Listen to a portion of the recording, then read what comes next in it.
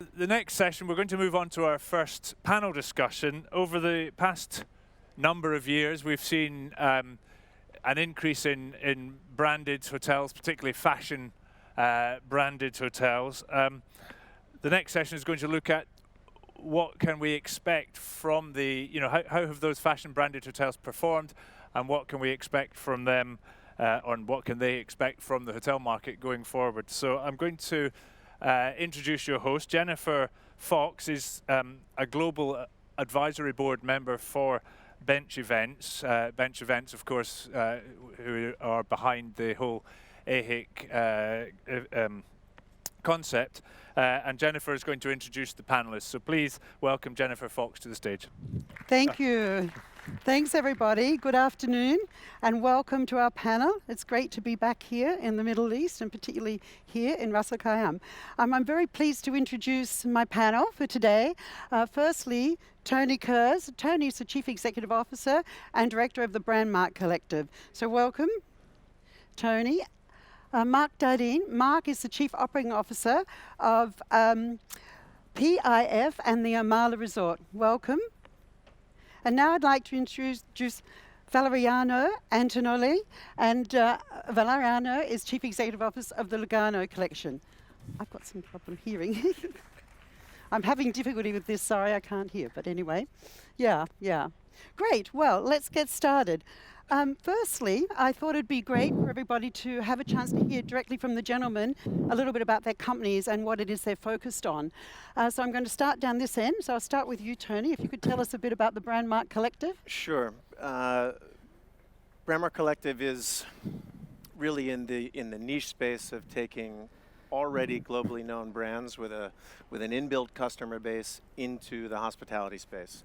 By way of background, I partnered with Tommy Hilfiger to take his brand into this space, and we had aspirations to do 30, 40, 50 hotels around the world, and we ended up doing one, which we sold 3 weeks ago. It was Tommy who then introduced me to Karl Lagerfeld. Karl Lagerfeld, as many of you know, was someone who very much wanted to get into this space, and the question was, how do you do it, and do it in an owner-friendly, flexible manner? We figured out how to do that, which we'll talk about in a little bit. But essentially, Brandmark is a company that's going to take 7 brands into this space. Our second brand is a global travel brand, which unfortunately we're not able to announce today, but in due course we will. Well, that's great. Thank you very much, Tony. So, Marc, over to you. Tell us a little bit about what you're doing. Thank you, Jennifer. I'm part of the Amaala project, which is an integrated resort development in Saudi Arabia, on the Red Sea, really opening up Saudi Arabia to international tourism and developing 27 hotels, marinas, golf courses, and so on, museums, and so on. And really trying to attract multiple brands to come and operate part of the development. Why I'm here is also potentially because of my experience with fashion brands. I was very lucky to be involved in the past with Imar when we launched 2 Armani hotels, one in Dubai, the Armani Dubai, and then eventually the second Armani hotel in Milan, and I'll be very happy to share some of my experiences with the panel and with everybody. Great, thank you. Valeriano. Well, I do represent the hotel brand of Lungarno Collection, which is the hotel brand of the family of Salvatore Ferragamo. Salvatore Ferragamo, which you might know, came back to Italy after he became famous in the United States, and he became the first host, hosting princess, Hollywood stars, kings in Florence to design the shoes. And following his example, 20 years ago, we started our hotel group called Lungarno Collection, and this time hosting many customers who came to Florence. We have today 5 hotels, 1 in Rome and 4 in Florence. 3 of them are pret-a-porter brands, and the brand which today I'm representing is called Portrait, which means the portrait of the city meeting the portrait of the guest, and it is our haute couture brand caterer to the individual traveling the world with, I would say, €1,000 ADR potential. Great. As you can see, these 3 gentlemen have been living and breathing fashion brands for quite some time now. I think the first question I'd like to ask the gentlemen is what do they really think has been the inhibitors to growth for these brands? If you take a look at some of the history behind fashion brands, if you look at Versace that opened up in Australia in 2000 and only opened their second hotels 18 years later in Dubai. Also look at Armani, they're still sitting with 2 brands. So I don't think, even though those hotels are particularly successful, I don't think in terms of the brands driving forward with growth, they haven't had a lot of success. So I think perhaps we should address that subject first. And I'm going to go back to you, Tony, because you're at the end. Yeah. And please jump in, gentlemen. The road is littered. The road is littered with mistakes in taking a known brand, fashion or not, by the way, in taking a known brand into this space. And as someone who cut my teeth, so to speak, with Tommy Hilfiger, I made every mistake in the book. Hopefully, I learned from those mistakes, and I would submit that number one, whether it's Tommy or Giorgio Armani or Karl Lagerfeld, for that matter, or an organization looking to get into this space, Tommy is someone who. He's not a hotel designer. In fact, he had to ramp up his knowledge over quite some time, even to understand this space. This is a complicated business from a consumer standpoint in how it works. So with Karl, we decided from day one that we were going to build our brand, build the brand standards by taking his DNA on day one. So really many meetings to better understand him and what drove him and what interested in him. And then to build a brand from there and not to involve Karl or our next brand, Patriarch, in the actual design process on an ongoing basis. Well, that brings me to a question that I think is probably a good one to ask Marc, because Marc lived and breathed this with Armani. Yeah. So to your point about the involvement of the wonderful benefit, but that's sort of one of the things that I think there are a lot of pitfalls around that. So perhaps Marc, you could talk a little bit about that. Yeah, on the whole Armani experience, I would call it extremely successful. And unsuccessful. Successful because of Dubai. I think Dubai was very, very successful for a very specific reason, that it was really the anchor of a whole development, and really set the new benchmark in terms of real estate prices. So I think when you look at the Armani Dubai specific, it was extremely successful. We tried to then export the brand throughout the world. We looked at New York, London, Paris. That's where the business model didn't really work for potential investors, So that's where we kind of hit the wall in that respect. I think the challenge with the fashion brands is really to what Tony just said in the Armani case, is that Mr. Armani was involved to the single details of the hotel. Down to the soaps, we talked about soaps, right? So, I've learned a lot from this man. Yes, exactly. So he was insisting on a black soap, and we tried to persuade him that black was not a good idea. Eventually, we did persuade him to change it, but he was so concerned about his brand, and it's really the major concern that they have is how can we really deliver the brand on a 24 hours, 365 day basis, and really elevate the Armani brand versus diminish the brand, So really, we had so many restrictions that made it very difficult to actually export the brand outside of these 2 projects. Mm-hmm. Did you get the black soap or not? Actually, I asked him to take it home and try it. He came the next morning and said, that's not a good idea. Not a good idea. We changed it to an amber soap, It's beautiful. Right. Well, this is interesting because Valeriano, your company took a very different direction, right? They decided, they were one of the first fashion brands to actually enter this hotel space, and that was 20 years ago, but they've chosen not to use the Ferragamo name. Could you sort of tell us a little bit about the thinking and why was that decision made? Of course, Jennifer, because fashion and hotels, they run on 2 different speed. In the fashion brand, you have two collections every year, so you have to renovate yourself every 6 months, and what you have done the prior year is already obsolete. In the hotel world, you need to build a hotel which will last for 20 years. And these are 2 conflicting situations. So what we bring Jennifer, inside the hotel are the values, the elegance, the beauty, many things which are coming from a fashion brand, and the people associate our hotels with the family Ferragamo, so they know that the product has a certain consistency in quality, in beauty, in product, but we believe that fashion and hotels have two different lifetime expectations.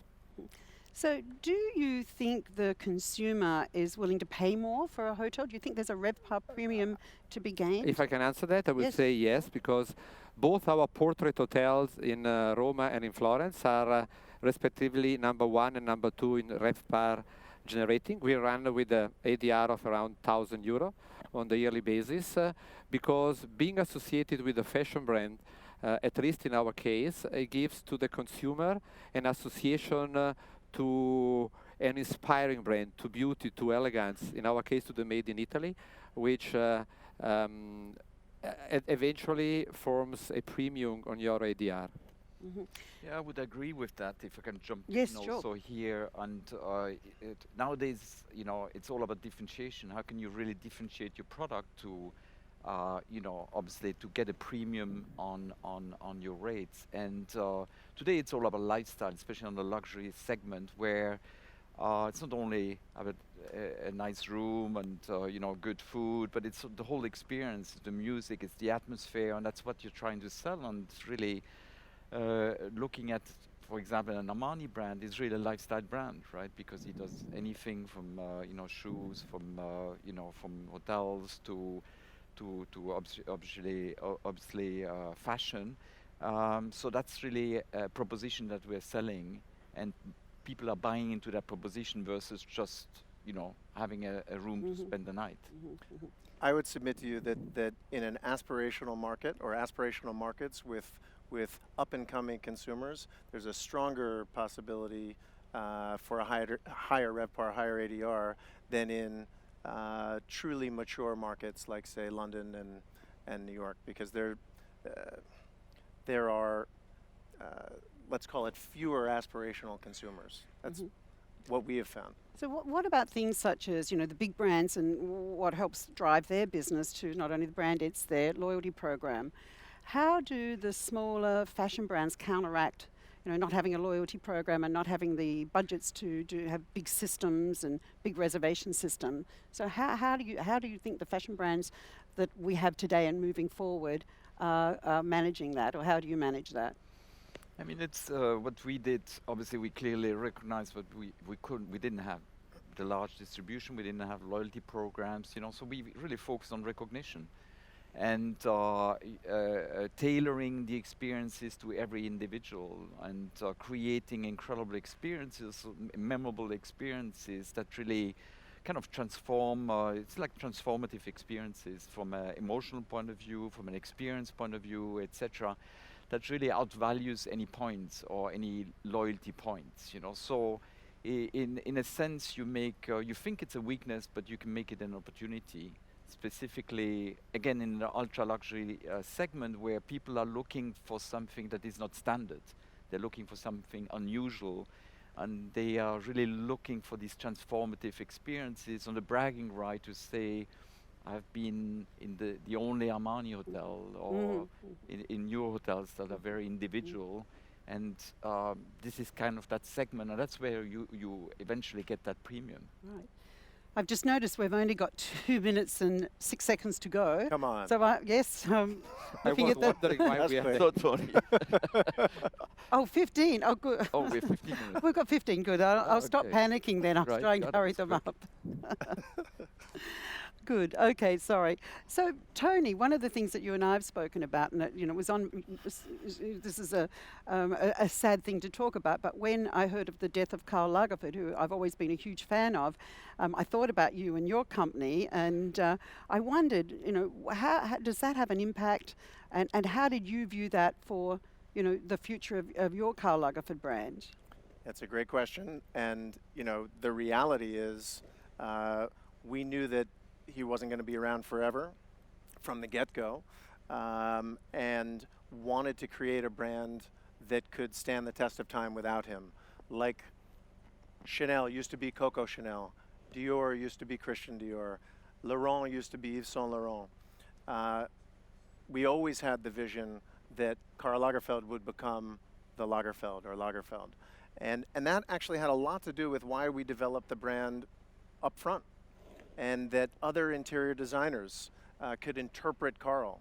You know, it took me a while to get his head around that, but the reality is that that element of other people interpreting Karl or Karl interpreting others was always kind of near and dear to him. So I think in reality, thank you very much.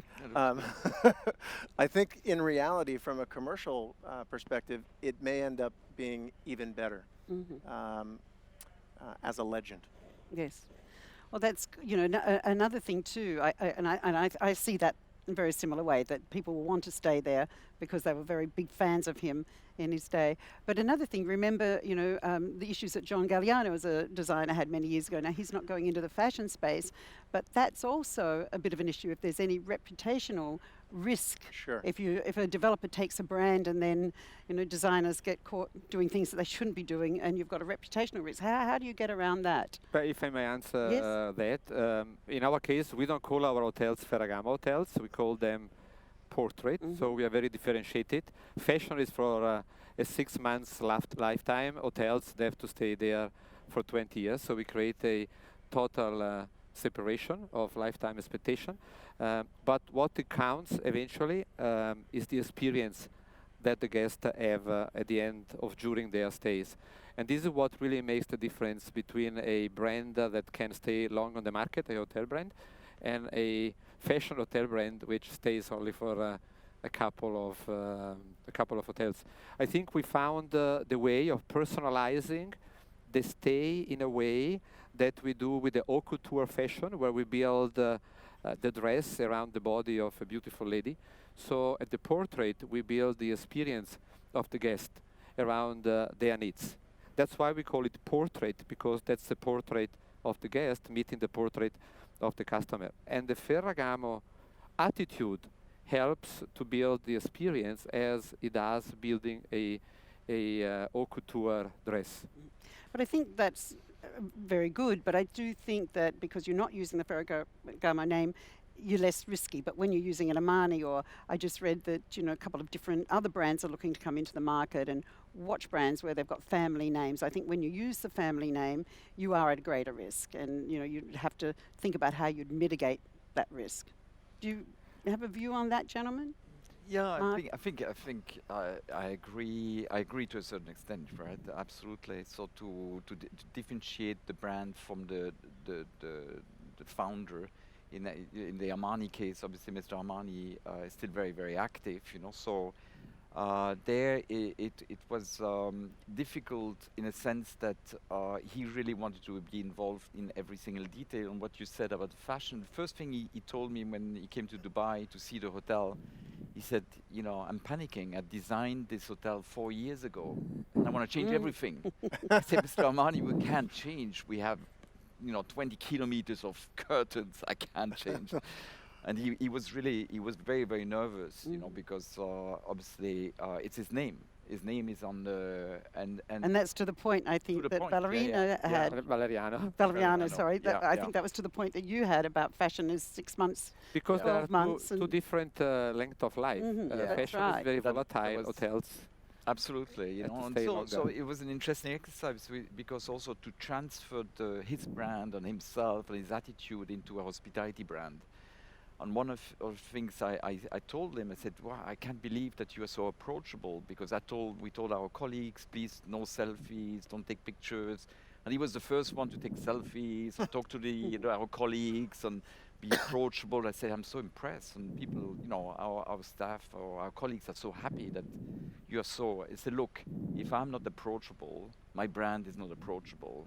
And that was an incredible statement. And that kind of formed kind of nucleus of the Armani hospitality brand, to be humble and to really be caring, instead of being, you know, say, we are Armani, we're better than anybody else, right? And be really caring with the customer and create incredible experiences with the customers. That's what he wants to have in his stores, and I think you get that experience, right? And it all starts with people.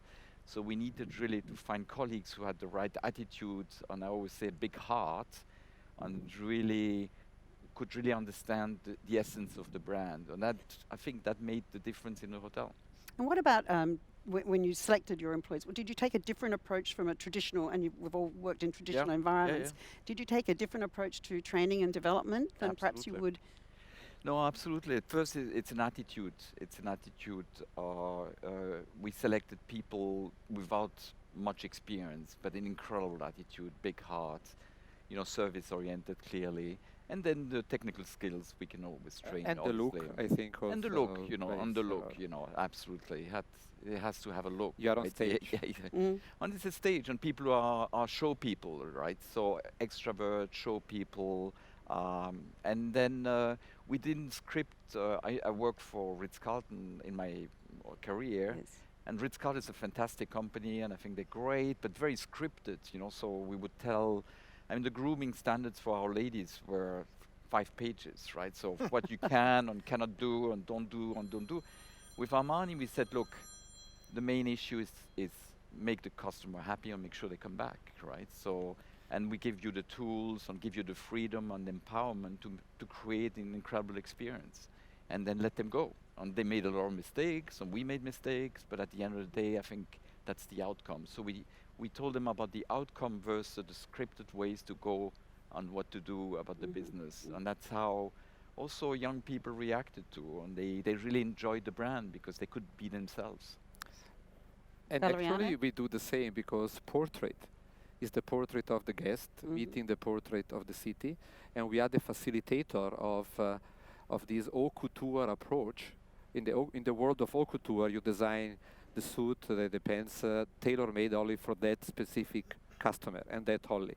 And this is the approach that we have with the guests. So we cannot have a script, because every guest is different, and you have to approach in a different way. But what we realized is that by having this approach, the guests are willing to pay a premium if you deliver what you are promising to deliver, which is highly personalization of their stay. And Tony, what approach, are you taking a similar approach with Karl Lagerfeld? Indeed, and as I said earlier, I've learned a lot from this gentleman with respect to that. You know, there's so many companies that are looking to get into this business, globally known brands, whether fashion or not, car companies, TV networks, et cetera, et cetera. And in the fashion space, what I've found, and I've probably spoken to 20 or 25 of them, most of them are looking to get into it because they want to sell their product in some way, shape, or form, FF&E, et cetera, whether it's on hotel or residential. One of the things I learned in the Tommy Hilfiger experience and parlayed into the Karl Lagerfeld brand development is that there's much more to the DNA of, say, the Tommy Hilfiger brand than fashion. And you know, the typical stay in a retail store is something like, you know, 18 minutes, and the typical stay in a hotel is something like 1.2 nights. I don't know what it is, but it's a heck of a lot more time to spend under the roof of whatever that brand is. So if it's only about couture, only about fashion, you're dead, as far as I'm concerned. Yes, yeah. That's very interesting.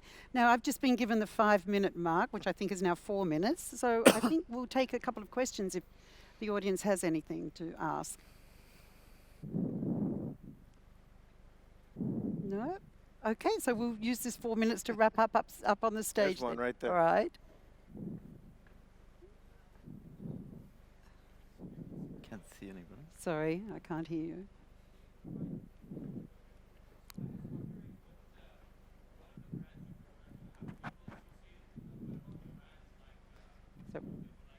Sorry, we're just bringing a microphone. Can't hear. Yeah. Can't hear. I think he needs to repeat the Yeah, we're just getting a microphone. Yes. Can you hear me? Okay. Okay, So, we can hear you. first of all, thank you for the panel. Very informative.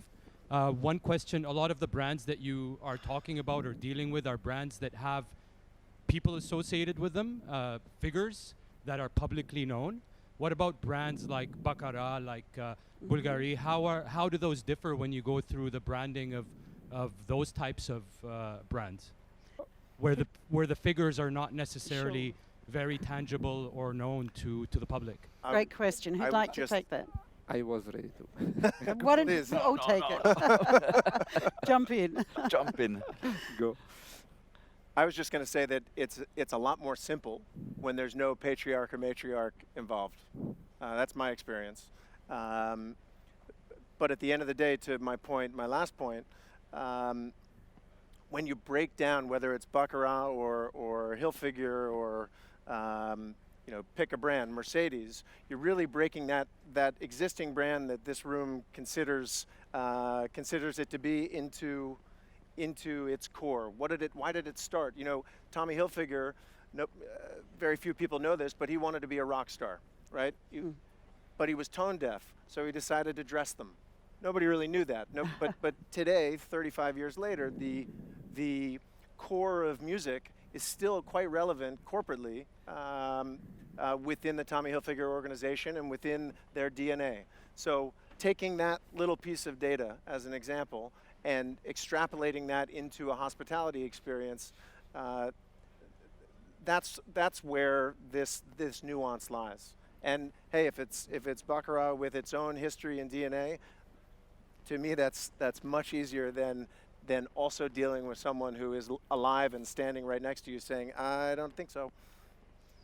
My 5 cents on the subject is that Baccarat and Bulgari are jewelry, and jewelry are forever. Fashion is for 6 months period, and it is very difficult to have a hotel brand directly associated with fashion unless you, as the owner, will commit to change the curtains, the uniform, the FF&E every 6 months. Otherwise, you will diminish the value of the fashion brand.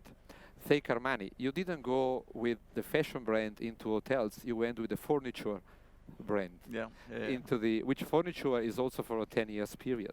That's why you have to go on soft goods, which are the value behind the fashion brand, which is the elegance, in our case, the made in Italy, and whatever the people perceive of your brand, and you translate it into hotel experience. Thank you. I think, let me put my 10 Yes. cents worth.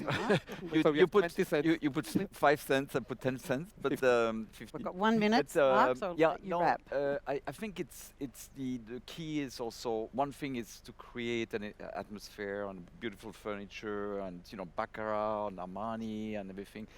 It's delivering the experience, and it's really delivering an exceptional experience to make the hotel successful and to make the brand successful. So we all talk about the look and feel on the name, but at the end of the day, it's really the service level and what kind of service concept you put in place. So this will create the success of the make or break, let's say, of a fashion or any brand. Well, thank you for your question. I think that was a great question to wrap up on. So I'd just like to say thank you to the audience, and please help join me in saying thank you to the panel. Thank you, gentlemen. Thank you for the opportunity. Great. Thank you. Thank you.